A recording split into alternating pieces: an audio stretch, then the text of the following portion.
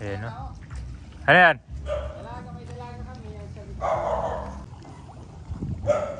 Kaya kabayan o. Okay guys, okay. Ayan, ito pala kon kabayan o. Hindi, parang normal lang pala dito second floor, sir. Diyan na din yung sampayan namin. Pag Sala. malaki yung tubig, dito na din ako naglalaba. Ang dating masayang lugar kung saan nakakalakad at makakadapa yung mga motor, ngayon nagmisto lang dagat na. Yung mga ibang bahay dito ay tuluyan ng inabandonado, pero meron pang ilan dito na nakatira sila. So yung mga bahay na merong second floor ay pwede pa nilang tirahan. Naikot na natin to hanggang dyan lang sa may puno, no? Kasi yung sa gitna na kabayan, meron pang mga bahay dyan. Pero ako na kasi malakas yung hangin. At pupuntahan natin yung bahay ngayon na lubog sa tubig. Itong nadaanan na natin to. Ito po yung sa second floor na lang. So tara.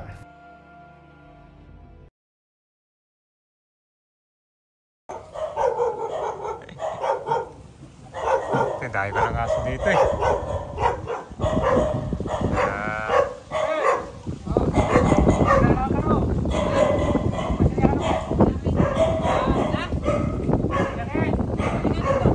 Paano umakyat dun, sir?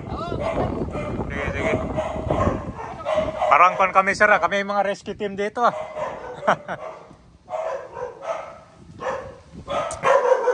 Maabot dito yan. Dito. Dito maabot.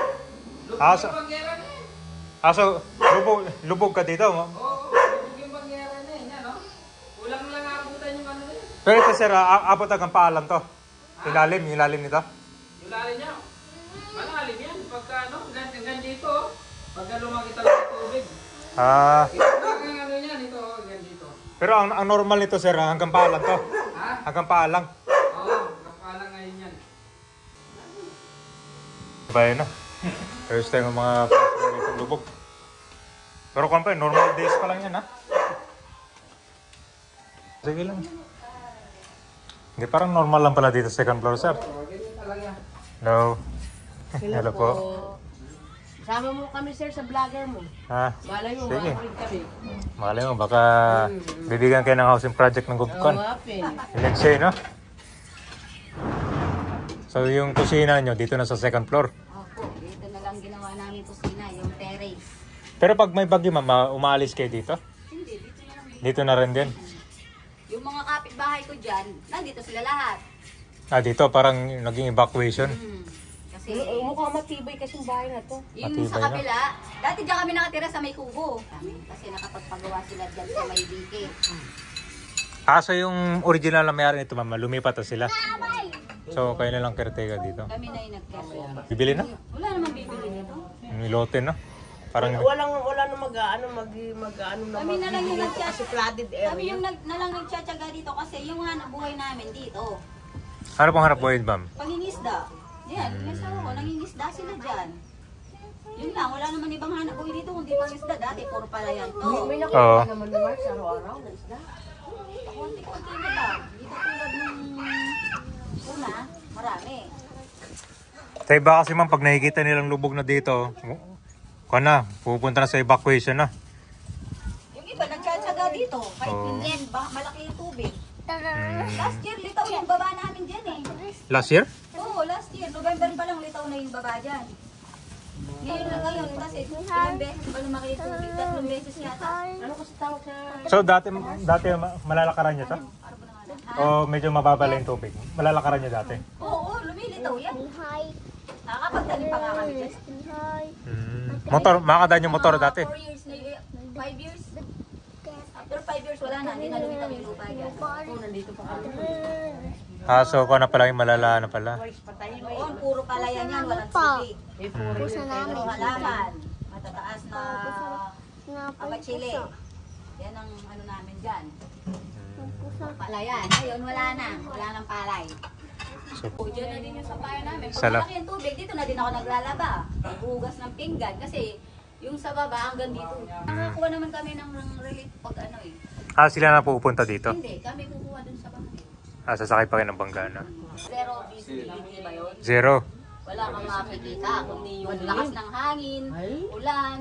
Di ba nabidyohan ko yun? Di mo napanood May yun? video ka, ma'am? Oo, nagbibidyo ako dito pag ganun kalakas talaga. Hindi naman naramdaman na gumagalaw yung man. Ito hindi naman kasi matibay naman pagkakagawa. Matibay na.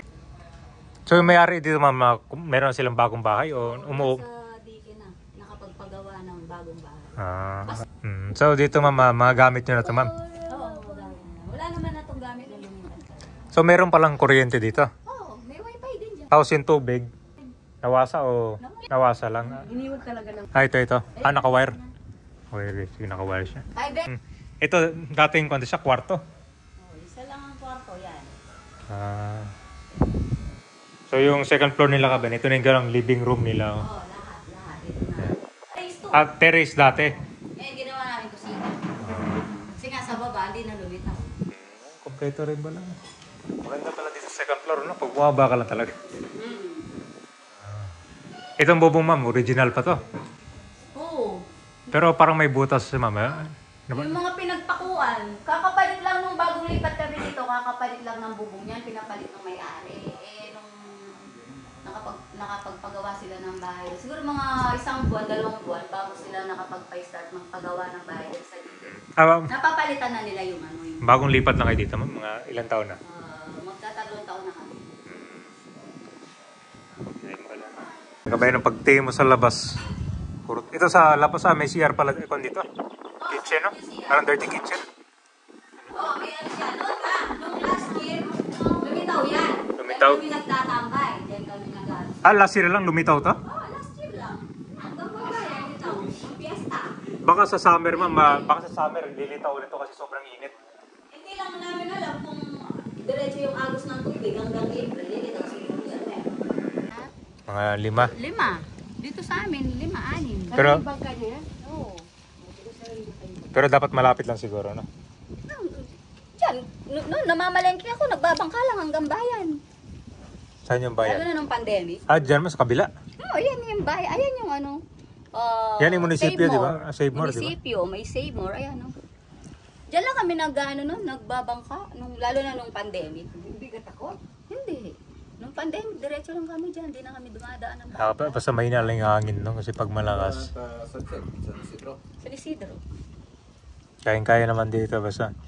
Pero wala pang mga demotor dito, ma'am. Pero mano-mano lang. Meron na. Kahit yung sa amin noon, may motor. Kaya lang, nasira yung bangka namin may motor eh. Ay, dyan nga yung motor ng bangka namin eh, sa ibaba.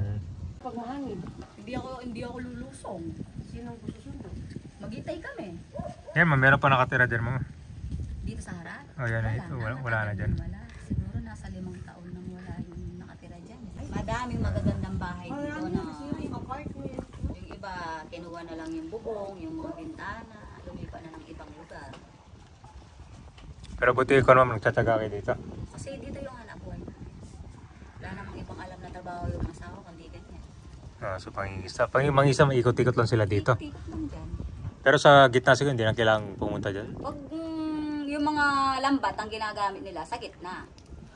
So medyo malaki yan. Bahaba na tayo dito. So sa baba, walang ilaw. So dito sa baba, makita mo na yung So kapag bagyo ma'am, hanggang saan yung tubig? Hanggang... Ito, abutin tong hagdan dito, hindi naman. Yung may pulang tsinelas. Hanggang dyan yung baha? Oo, lampas. So, Paakyat dito sa pang-atlo. So, ganyan kalaki yung tubig. So medyo mahirapan na pala kayong Oo. umalis dito? Pag nandito ka, bababa ka sa baba, talagang pahirapan ng pag-akyat dito. Kasi yung nakaganyan ka lang. Gawa nung yung tulay kasi tinataas namin hanggang dito sa may tsinelas na pula. So kailangan ko pala, nakaready na yung mga supplies dito pag nagkaroon na. Lalo na pag bumabagyo kasi hindi ka madaling makababa sa baryo pag malakas ang hangin. Pero dito ma'am, may dito, exit dito kung sakali. Meron dito. Dyan? Isa dito. Okay, so meron na. Tapos yung bangka ma'am, yung bangka niya, malamang aabot na yan dyan na. Sige. Yan ka ba? Ang taas pala ng kanya. So yan ka ba? Yung tubig aabot yung hanggang dito. Yan na. So dito sir, meron mang tubig, no? Ayan o. Yung tubig nila ito ka ba? Nawasan na yan dyan, no? Yan. So ito dito yung sakayan ng kanila bangka. So mas malala pala dito kung nagkaroon ng bagyo. Kita mo yung bintana dyan, no? Kinakalawang na. So hanggang dyan pala yung level ng tubig.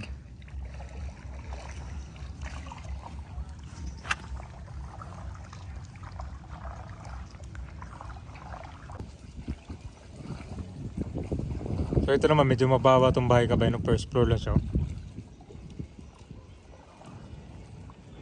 Isang bahay ito kabayan na. Ay, ito sir, bukang bagong gawa, no?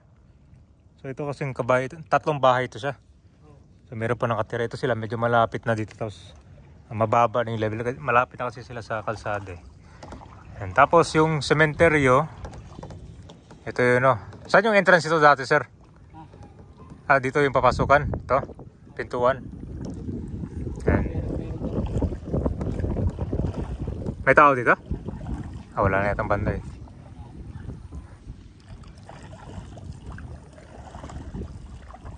So malapit sa sementeryo lang pala itong mga kabayan dito, no? Sana yung sementeryo ngayon, sir? Saan nililipat? Mataas yung mga buto. Pero yung bagong sementeryo, sir, nasa na? Yan. Ha? Kailan pa na yung sementeryo na yan. Yan ang pinto niya. Saan dito? So pag November 1, sir, wala nang pumupunta dito? Wala na. No, sinalipat na lang yung lahat kabayan. Huwag na, hindi na lamitaw. Kahit tundas, hindi na lamitaw yan. Hindi siguro lahat nakuha dyan, sir. Hindi, lahat ba ng buto nakuha dyan? Lahat bang nakalibig? Tayo ba, no? So ito yung mga bahay dito, medyo okay pa ito sila kasi malapit, no? O yan, okay pa yung bahay. Ito malapit sila, so meron pa nakatira. Malakas yung halo. So parang nilagyan na ng pader, sir, no? Kita mo napakadami mga bangka dito. So dito sa kalsada kabayan, halos normal yung mga level ng mga bahay dito. Kaya siya, bagong mataas yung kalsada. Pero meron iba dito na lubog pa rin sa tubig. Oh. Yan, oh. So mas marami pang nakatira dito, no? Ito, bagong gawa na bahay. Oh. Taas yung level ng tubig. Oh. Pero marami pa rin mga pala, residential dito. Ang pinagkaiba lang kabayan, mas mataas na yung level ng bahay nila ngayon. Ito, mga bagong bahay. Oh. Ito medyo malapit sa tubig. Oh. Oh. Itong bahay dati, lumubog na to. Tinaasa na lang. Oh. Oh, ito. Tapos yung mga bahay na hindi na siya nagawa, ganito na lang. Abandonado. Ito, malaki na yung pinagkaiba ng dito, malaki na yung tinaasa ng mga bahay. Tingnan mo. Yan pa yung pintuan dati, tapos ito yung mga bago ngayon, no? Di ba? Mas mataas yun. Tulad nito, naiwanan.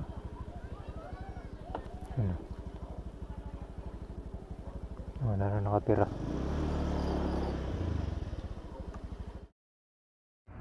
So ano kaya mangyayari dito 20 to 30 years from now?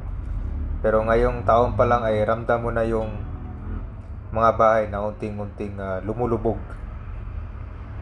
So yung patuloy na pagtaas ng level ng tubig ay dahil na rin sa climate change, sa mutsaring mga reklamasyon, at yun, yung mga possible scenarios.